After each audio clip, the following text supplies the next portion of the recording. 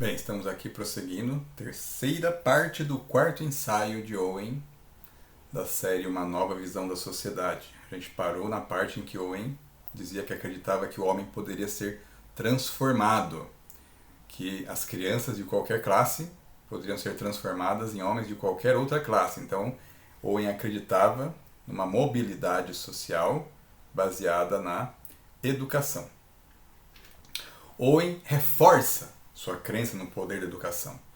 Diz ele: eles descobrirão então que é dos erros da educação, instruindo mal a mente jovem em relação à verdadeira causa das primeiras predisposições, que procedem quase todos os males da vida. Owen critica a educação que ensina que alguns são superiores a outros.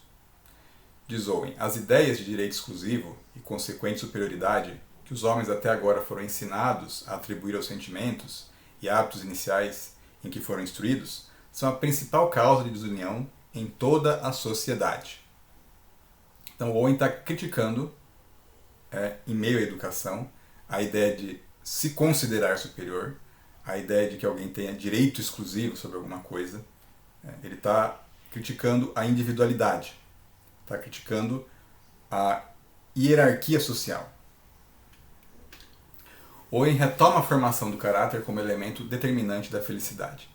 Diz ele: o tipo e o grau de miséria ou felicidade experimentadas pelos membros de qualquer comunidade dependem dos caracteres que foram formados nos indivíduos que constituem a comunidade. Owen enfatiza o dever do Estado. Diz ele: torna-se então maior interesse e, consequentemente, o primeiro e mais importante dever de cada Estado formar os caracteres individuais dos quais o Estado é composto. Owen sugere um sistema de educação universal. Sob a orientação de mentes competentes em sua direção, um sistema nacional de treinamento e educação pode ser formado para se tornar o instrumento mais seguro, fácil, eficaz e econômico do governo que pode ser criado. Mas afirma que ainda é cedo para isso. Diz Owen: é, no entanto, apenas por instrução que a população do mundo pode ser conscientizada do estado irracional em que eles agora existem. E até que essa instrução seja dada, é prematuro introduzir um sistema nacional de educação. Então, embora eu fale, nós precisamos de um sistema nacional de educação, mas não estamos maduros para isso. Então, na verdade, nós temos que criar um processo que conduza até esse sistema, um processo de transição. Por quê? Porque os pobres devem ser instruídos primeiro, diz ele. Mas chegou a hora em que o governo britânico poderá adotar, com segurança, um sistema nacional de treinamento e educação para os pobres e não instruídos. E somente essa medida, se o plano for bem elaborado e executado, efetuará as mudanças mais importantes e benéficas. E aí nós temos as referências educacionais de Owen. Ele faz uma proposta de reforma educacional e ele tem alguns pensadores nos quais ele se baseia, nos quais ele acredita, cujo pensamento ele admira e que ele gostaria de ter a contribuição deles aplicada. Owen menciona os planos educacionais de 3 pessoas como base de sua proposta de reforma de ensino.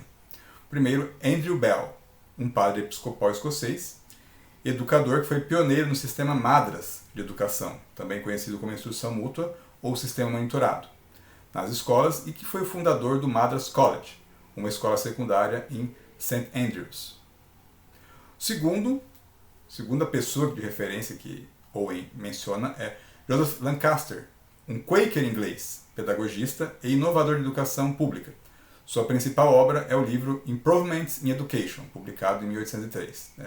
Quaker era uma sociedade religiosa que era conhecida como a Sociedade dos Amigos. Então, no vídeo anterior, a gente pegou e falou sobre Owen dizendo que os amigos, a Sociedade dos Amigos, não era diferente dos demais seres humanos. Ele estava se referindo a isso, aos Quakers. Então, se você achou que a gente não ia falar sobre isso, agora a gente falou. A terceira pessoa que Owen menciona como referência para a educação é Samuel Whitbread, um membro do parlamento britânico que defendeu os direitos civis e religiosos, a abolição da escravidão, um sistema nacional de educação e a garantia de emprego. Então, essa tríade, esse trio, são as referências educacionais de Owen. Owen defende uma educação com pensamento crítico. Diz ele: quando uma criança recebe uma explicação completa e justa dos objetos e caracteres ao seu redor, e quando também é ensinada a raciocinar corretamente, para que possa aprender a descobrir verdades gerais da falsidade, ela será muito melhor instruída, embora sem o conhecimento de uma letra ou figura, do que aqueles que foram compelidos a acreditar e cujas faculdades de raciocínio foram confundidas ou destruídas pelo que é erroneamente denominado aprendizado. Então, o Owen ele está criticando o que depois Paulo Freire vai chamar de educação bancária, né, que é aquela no qual o aluno ele senta, né, no seu banquinho escolar e o professor só fala e o aluno só escuta. É como se o aluno fosse um depósito. Né? Então, o professor vai depositar no aluno o conhecimento. Né? Então, uma educação bancária. O Owen ele critica isso. Ele quer uma educação crítica. Ele quer que o aluno ele raciocine, não que decore as coisas. Owen critica, então, a decoreba. Diz ele, as crianças, no entanto, respondem prontamente como haviam sido instruídas anteriormente, pois a memória, nessa zombaria da aprendizagem, é tudo o que é necessário. Então ele chama esse ensino baseado em decorar e memorizar coisas de zombaria da aprendizagem. Então, é um pouco mais agressivo do que o Paulo Freire nesse aspecto aqui. Bem, diz então, ou prossegue, né, dizendo que assim a criança, cuja faculdade natural de comparar ideias ou cujos poderes racionais serão os mais destruídos, se ao mesmo tempo possuir uma memória para reter incongruências sem conexão, se tornará o que é denominado o primeiro estudioso da classe.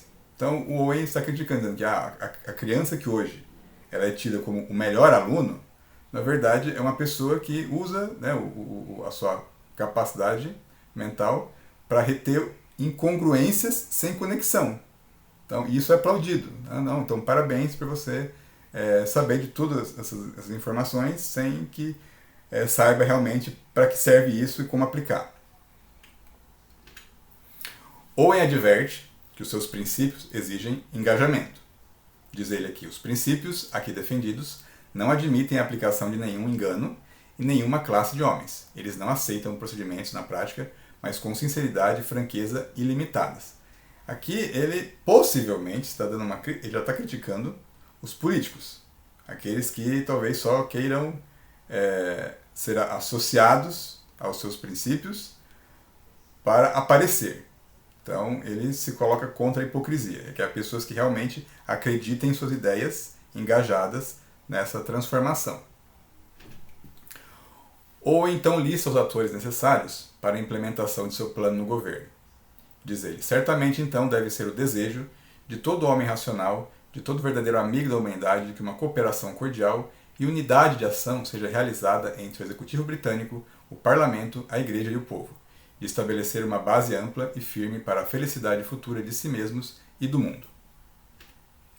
Owen avisa que vai apresentar seu projeto. Agora, diz ele, mostraremos como esses princípios podem ser introduzidos de maneira imediata e mais vantajosa na prática geral. Owen diz o seguinte, para esse propósito, um ato deve ser passado para a instrução de todas as classes pobres e trabalhadoras nos 3 reinos. Aqui é interessante notar que o Owen fala de 3 reinos, porque o Reino Unido tinha, na verdade, 4 reinos. A Inglaterra, o país de Gales, a Escócia e a Irlanda, naquele momento. Depois a Irlanda ela se libertou, então agora a Irlanda é uma república irlandesa, mas o Reino Unido mantém a Irlanda do Norte ainda. Então assim ficou uma coisa meio estranha, né? Por que o Owen falou de 3 reinos? Mas vamos seguir adiante, né? O Owen quer um departamento para a instrução dos pobres. Nesse ato deve-se prever, primeiro, para a nomeação de pessoas apropriadas para dirigir esse novo departamento do governo, que em última análise será o mais importante de todos os seus departamentos. Consequentemente, aqueles indivíduos que possuem a mais alta integridade, habilidades e influência no Estado devem ser designados para a sua direção. Então, Owen quer que seja criado um departamento para a instrução dos pobres e que as melhores pessoas sejam contratadas para trabalhar nesse departamento. Owen quer seminários para formar professores. Essa é a segunda parte que ele fala. para o estabelecimento de seminários, nos quais aqueles indivíduos que serão destinados a formar as mentes e os corpos dos futuros sujeitos desses reinos devem ser bem iniciados na arte e na questão da instrução. Então ele também fala que ele quer professores bem formados, professores bem treinados. Owen também quer seminários em todo o Reino Unido. Esse é o terceiro ponto dele. Para o estabelecimento de seminários sobre os Reinos Unidos, convenientemente localizados e com extensão suficiente para receber todos aqueles que necessitam de instrução. Então ele quer que a sua ideia seja aplicada sobre todo o Reino Unido. E o Owen fala que esses seminários devem ser mantidos pelo Estado. No quarto ponto ele coloca, por fornecer as despesas necessárias para a construção e apoio desses seminários. Owen deixa a escolha do plano de instrução para o governo. No quinto ponto ele coloca, pelo arranjo do plano, que pelo modo de instrução, mediante uma devida comparação dos vários modos atualmente em prática, que possam ser elaborados, parecerá o melhor. Então, na verdade, assim, ele dá as linhas gerais da sua reforma educacional, mas o detalhamento desse plano, ele diz que pode haver várias alternativas e que aí o governo pode fazer uma comparação de qual plano detalhado seria o melhor para ser aplicado. Owen sugere a avaliação dos professores, diz ele, no sexto ponto, para a nomeação de mestres adequados para cada uma das escolas. Owen também disse que era uma educação da mente e do corpo. Algo que pode ser expresso na frase latina, mens sana in corpore sano, uma mente sã e um corpo são.